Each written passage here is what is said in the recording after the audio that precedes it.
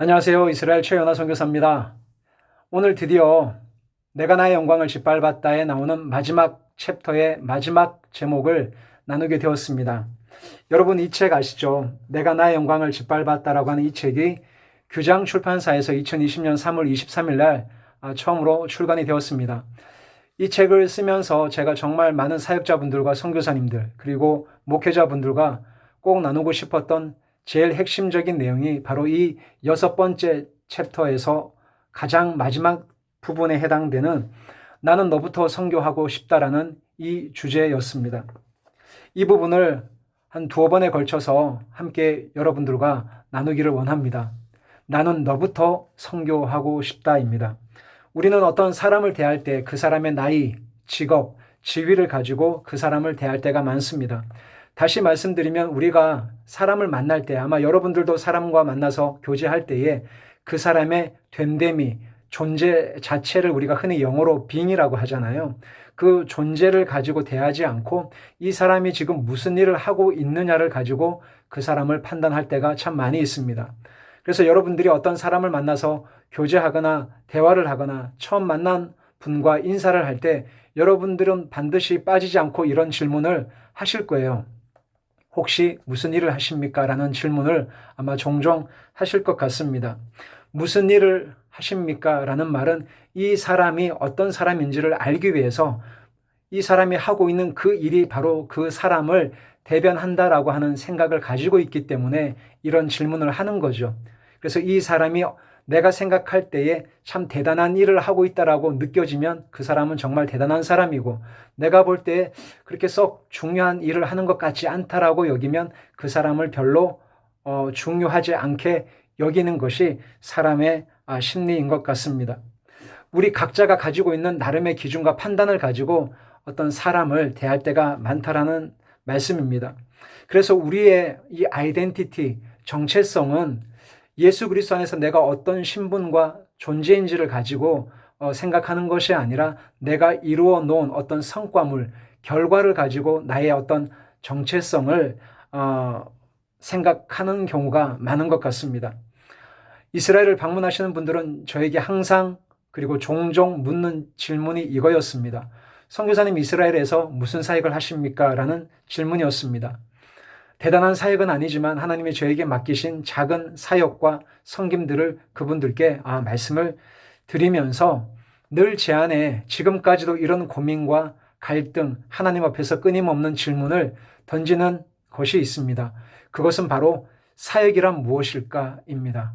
내가 어떤 사역을 해야 하나님은 나를 기뻐하실까? 사람들이 인정하지 않는 사역을 해도 하나님은 여전히 나를 사랑하시고 기뻐하실까? 아마 제가 이런 질문을 여러분께 드리면 당연하죠라고 아마 말씀들을 하십니다. 그러함에도 불구하고 사람들은 외모적으로 그리고 외향적으로 외적인 결과물을 가지고 그 사람의 됨됨이와 가치를 평가한다는 것입니다. 아마 여러분들이 만나시는 선교사님들 그리고 사역자분들께 여러분들도 아마 이런 질문을 종종 하실 것 같습니다. 선생님은 여기서 어떤 사역을 하십니까? 목사님은 무슨 목회를 하십니까? 선교사님은 어떤 일을 하세요? 라고 질문을 하면 아마 많은 분들은 이렇게 말씀들을 하시죠. 저는 여기서 복음 사역을 합니다. 저는 여기서 전도 사역을 합니다. 저는 여기서 목회를 하고 있습니다. 교회를 개척합니다. 제자 훈련 사역을 하고 있습니다. 문화 사역, 기도의 집을 합니다. 혹은 어떤 사역을 합니다라는 대답을 아마 많이들 들어보셨을 겁니다. 그런데 이렇게 말씀하시는 분을 저는 개인적으로 지금까지 만나뵌 적이 없습니다. 제가 하고 있는 가장 중요한 사역은 두렵고 떨림으로 저의 구원을 이루어가는 것입니다. 빌립보서 2장 12절 말씀에 그러므로 나의 사랑하는 자들아 너희가 나 있을 때뿐 아니라 더욱 지금 나 없을 때에도 항상 복종하여 두렵고 떨림으로 너희 구원을 이루라. 예수 그리스도의 십자가의 그 놀라운 구원의 은총, 구속으로 말미암아 구원을 받았음에도 불구하고 그것이 한낱 과거의 사건으로 끝나는 것이 아니라 그 예수 그리스도의 십자가의 그 구원의 사건이 오늘도 매일 그리스도의 말씀 안에 머물고 그분과 함께 동행하는 진정한 신자됨의 삶을 살아가도록 사도 바울은 끊임없이 항상 두렵고 떨림으로 너희 구원을 매일마다 이루어 가라고 독려하고 있습니다. 고린도전서 9장 23절에 보면 사도 바울은 이렇게 말씀합니다. 내가 복음을 위하여 모든 것을 행함은 복음에 참여하고자 함이라. 운동장에서 다름질하는 자들이 다 달릴지라도 오직 상을 받는 사람은 한 사람인 줄을 너희가 알지 못하느냐. 너희도 상을 받도록 이와 같이 다름질하라고 말씀합니다. 모든 것을 행한다는 것은 복음에 참여하는 것을 의미함인데 운동장에서 그렇게 달리는 것은 하늘의 상을 받기 위해서라고 말씀을 하고 있죠. 그러면서 내가 향방 없이 그냥 무의미하게 하루하루 그렇게 살아가는 것이 아니라 목적 있게 그리고 허공을 치지 않고 내 몸을 쳐서 하나님의 말씀 앞에 복종하는 이유를 사도 바울은 고린도전서 9장 27절에서 이렇게 말씀하고 있습니다. 내가 내 몸을 쳐 복종하게 함은 내가 남에게 전파한 후에 자신이 도리어 버림을 당할까 두려워함이다라고 말씀을 합니다. 사도 바울은 하나님 앞에서 크게 쓰임받았던 이방인의 사도요, 하나님이 특별하게 선택하신 정말 놀라운 스승이자 우리가 정말 존경하고 하나님 앞에 크게 쓰임받았던 영적인 스승입니다.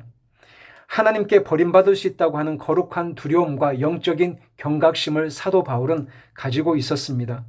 여러분, 여기서 사도 바울이 언급한 버림을 당할 수 있다라고 사용된 헬라어 단어의 뜻은 실격이 되다, 자격을 상실하다라는 그런 의미입니다. 다시 말씀드리면 사도 바울은 자신의 사역으로 사람들에게 인정과 칭찬, 명예에 빠질 수 있었던 인간적인 욕구, 인간적인 욕망을 스스로 가격했다는 뜻입니다. 그렇지 않으면 내가 다른 사람들의 구원을 위해 전파한 이 복음 전파 이후에 내가 오히려 하나님께 자격이 박탈될까 봐 내가 두려워서 날마다 두렵고 떨림으로 나의 구원을 이루어 가기 위한 두려운 마음, 떨리는 마음을 늘 가지고 살았다라고 사도 바울은 그렇게 이야기를 하고 있습니다. 사랑하는 여러분, 사도 바울처럼 정말 하나님 앞에 쓰임받은 영적인 거장, 그리고 하나님께서 정말 충성스럽게 사용하셔서 하나님 나라와 선교의 열정을 가지고 위대한 사역을 한 분이 또 있을까 싶습니다. 고린도후서 11장에서 사도 바울은 복음을 위해서 자신이 얼마나 많은 고난과 아픔을 당했는지 언급을 하고 있습니다. 40의 감암매를 5번 맞고 3번 태장으로 맞고 1번 돌로 맞고 3번 파산하고 1주야를 깊은 바다에 지났고 여러 번 여행하면서 강의 위험, 강도의 위험, 동족의 위험, 이방인의 위험, 시내의 위험, 광야의 위험, 바다의 위험, 거짓 형제 중에 위험을 당하고 또 수고하며 애쓰고 여러 번 자지 못하고 줄이며 목마르고 그렇게 헐벗었다라고 고린도후서 11장 24절에서 27절에 언급을 하고 있습니다. 이렇게 살아온 사도 바울도 늘 평생의 우선순위로 늘 하나님 앞에 자신의 육체를 쳐서 복종했던 가장 중요한 사역의 우선순위, 기도 제목의 우선순위가 있었는데 그것은 나 자신을 쳐서 복종하는 것이었습니다. 다시 말씀드리면 나의 영혼의 구원을 위해서 두렵고 떨리는 마음으로 매일매일 하루하루 살아가면서 삶 속에서 구원의 열매를 이루어가는 그 일상의 삶을 사도 바울은 정말 소중하게 생각을 했다는 것입니다. 사랑하는 여러분, 나는 너부터 선교하고 싶다라는 말을 사도 바울이 표현한 대로 바꿔서 부르면 두렵고 떨림으로 너희의 구원을 매일매일 이루어가는 삶이 하나님께서 원하시는 가장 중요한 사역이요, 가장 기뻐하는 일이요, 제일 중요한 우선순위라고 말씀드리고 싶습니다. 나는 지금도 두렵고 떨림으로 나의 구원을 이루어가고 있는가? 나는 너부터 선교하고 싶다. 이것이 하나님이 저와 여러분에게 원하시는 가장 중요한 사역입니다. 여러분, 다음 시간에 또 뵙겠습니다. 감사합니다.